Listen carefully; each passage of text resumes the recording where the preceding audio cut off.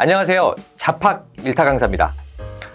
오늘은요 와인 이야기를 한번 해볼까 하는데 와인 제가 굉장히 좀 좋아하긴 하거든요. 그래서 와인 어떻게 하면 좀 잘 알려드릴까 하다가 와인 등급부터 한번 알려드려야 될 것 같아요. 와인 등급이 생각보다 좀 어렵죠. 막 이게 와인 사다 보면은 뭐 앞에다가 뭐 그랑큐리가 어쩌고 저쩌고 있고 뭐 몇 등급이나 어쩌네 막 이런 이야기 좀 와인은 아시는 분들이 많이 이야기 하잖아요. 그래서 너무 와인이 좀 너무 이런 등급이 어려워서 그 이야기 한번 해볼까 합니다.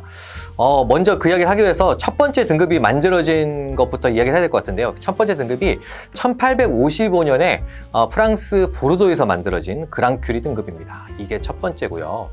우리 오데샤또라는 말 들어보셨어요? 오데샤또 들어보셨나요? 이 오데샤또라는 와인이 우리가 비싼 와인의 대명사잖아요. 이게 왜 오데인가? 왜 이게 애들을 왜 오데라고 만들었는지 한번 이야기를 해볼까 그래요. 우리가 이제 프랑스로 가야겠죠. 프랑스 와인 하면 또 프랑스니까.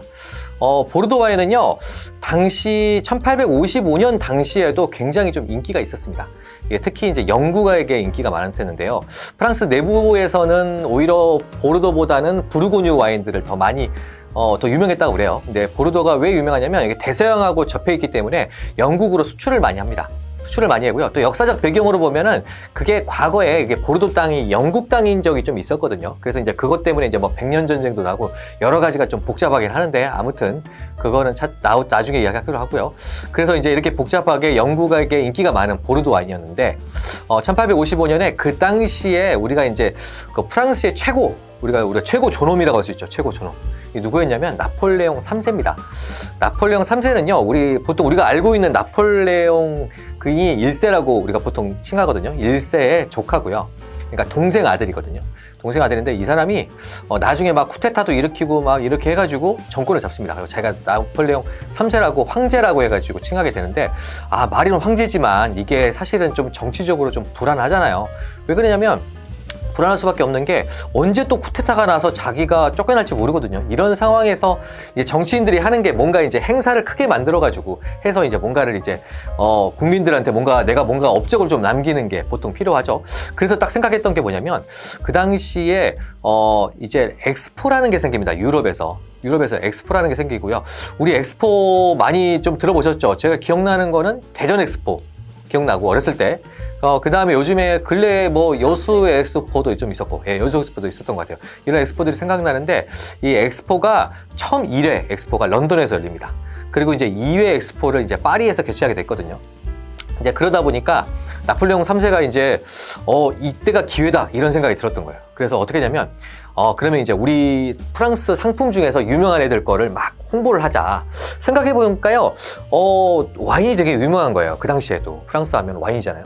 그러다 보니까 이제 와인을 유명하긴 한데 얘들을 좀 어떻게 하면 더 유명하게 만들까 해가지고 고민을 한 게 뭐냐면, 와인이 우리가 이제 소위 말하는 레벨을 만들자. 그래서 만들었던 게 등급을 만들자라는 시도를 하게 됩니다. 그래서 이제 나폴레옹 3세의 명령으로, 보르도 상공회의소에서 이제 너희들이 한번 등급을 한번 정해봐 라고 이야기를 합니다. 근데 보르도 와인이 너무 많거든요. 지금도 보르도 와인이요 제가 알기로는 수천 개 정도 되는 걸로 알고 있거든요. 샷도만 해서. 근데 그 당시에도 굉장히 많았어요. 이거를 어떻게 다 정리할 수가 없잖아요. 그래서 그냥 비싼 애들만 우선 한번 정리해보자 해가지고 만든 건데, 그러면 이런 샤또를 등급들을 만들 때 어떤 기준으로 만드는 게 좋을까요? 예를 들어서 내가 등급을 만들었다 치면, 예를 들어서 이 PD님 같은 경우는 내가 등급 만들어야 된다. 누구도 1등급, 2등급, 왠지 한우 등급 같기도 하고, 애들 내신 등급 같기도 한데, 그럴 때 어떻게 할 것 같아요? 와인을 진짜 좋아하고 정말 잘 아는 평가단을 만들어가지고 이제 마셔보는 거죠. 맞아. 블라인드로. 그렇죠. 그 방법이 있을 것 같아요. 제일 좋은, 지금 아마 만약에 등급을 만든다면 그렇게 만들지 않을까라는 생각이 드는데, 그 당시에는 그렇게 하지 않았어요. 어떻게 했냐면 가격을 갖고 합니다. 가격. 그 당시에도 이제 비싼 와인들과 싼 와인들이 가격이 좀 달랐거든요. 그러면 그냥 비싼 애들 순서대로 그 당시에 이제 통용되는 가격 있잖아요. 그걸 가지고 1등, 2등, 3등, 4등 이렇게 매겨버린 겁니다. 그렇죠. 쉽게 간 거죠. 이게 어떻게 보면 제일 쉬운 거지만 자본주의에서는 이게 좀 짱이지 않을까라는 생각이 좀 드는데, 이러다 보니까 총 61개를 만들거든요. 61개. 얘들만 우리가 그랑큐리라고 하자. 그랑큐리. 그랑이라는 말은 이제 그랜드, 우리가 말하는 영어로 크다는 뜻이니까 좋다는 뜻이잖아요. 큐리라는 뜻은 뭐냐면 포도밭이라는 뜻이거든요. 그러니까 좋은 밭 이렇게 해가지고 그랑큐리를 61개를 만듭니다. 그때 이제 1등급, 그러니까 소위 말해서 최고 등급을 받은 그 샷도가 몇 개가 있었냐면 4개가 있었습니다. 4개. 좀 이상하죠?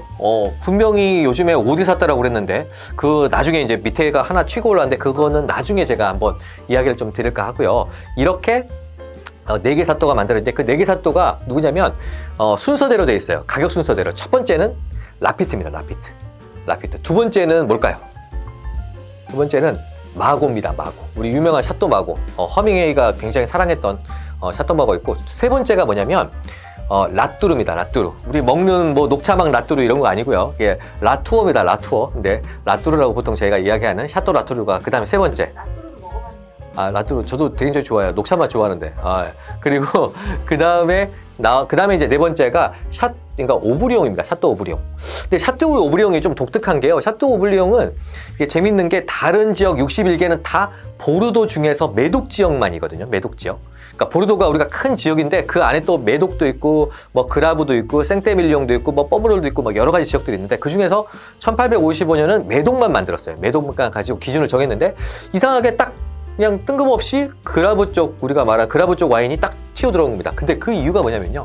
그 당시에 이제 그라브 쪽 와인들이 그렇게 유명하지 않았는데 샷도 오브리옹만 유명했던 거예요. 그래서 그냥 매독만 하기에는 조금 그래서 하나 끼워준 게 바로 이제 오브리옹입니다. 그래서 오브리옹이 재밌는 게요. 이 우리가 1855년에 만든 메독을 기준으로 만든 와인 등급에도 속해 있고요. 나중에 그라브 쪽에서 따로 등급을 만들거든요. 거기에도 속해 있기 때문에 두 개 다 속해 있는 좀 유일한 샤토가 아닐까라는 생각이 듭니다. 와인 등급을 만든 게 어떤 의미가 있을 것 같으세요? 이 PD님 생각이 어떠세요? 이게?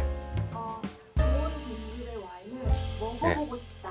네, 그렇죠. 이게 저는 어떤 생각이 드냐면 이게 고급화 전략인 것 같아요. 그러니까 우리도 그런 생각도 많이 하거든요. 막걸리 같은 거라든지 우리나라 뭐 쌀 같은 거에도 좀 등급 같은 거 매겨놓으면 좋지 않을까. 어느 지역에 나온 거는 무조건 뭐 1등급? 그러면은 뭔가 이게 고급화가 느낌이 있잖아요. 그러니까 이게 그냥 없을 때는 이게 좋은지 안 좋은지 알 수 없는데 등급을 매겨놓으면 이게 좋은 거구나 해서 이게 프랑스 와인이 고급화가 된 결정적인 계기가 저는 1855년 이 등급이라고 보거든요. 그래서 강사님은 그럼 예. 그 5개 중에서 뭐 드셔보셨어요? 저는 다 마셔본 것 같아요. 5개는. 그러니까 빈티지는 뭐 몇 개 많이 못 마셔봤긴 했는데 그래도 저도 경험은 다 5개 다 한번 해본 것 같습니다. 그럼 혹시 지금 예. 갖고 있는 것도 있으신가요? 예, 저는 갖고 있는 거 한 개 있습니다. 한 개 있어요. 한 개 있어요. 제가 갖고 있는 거 라뚜루 하나 갖고 있거든요. 라뚜루. 제가 라뚜루를 제일 좋아해서 그 중에서 왜냐면 가성비가 제일 좋은 게 라뚜루가 아닐까라는 생각이 들고 뭐 오데사또 이야기는 나중에 또 한번 자세하게 한번 각자 좀 특징이라든지 이런 거에 대해서 한번 이야기를 해봤으면 그러니까 우리가 무통로실드가 나중에 이제 1973년에 이제 하나의 예외 사건이 하나 있거든요. 이 이야기는 이거는 다음에 한번 이야기를 한번 해볼까 그래요. 그래서 이게 무통 이야기가 굉장히 재밌거든요. 무통이 이제 무통 로실드잖아요. 로스차일드 가문하고 좀 관련이 있어서 이게 또 재밌는 이야기가 많으니까 오늘 강의는 여기까지 하는 걸로 하고요. 다음에는 한번 무통에 대해서 한번 이야기해 보도록 하겠습니다. 예, 오늘 경청해 주셔서 감사하고요. 오늘 영상이 유익하셨다면 구독, 좋아요, 알림 설정 해주시면 감사하겠습니다. 이상입니다.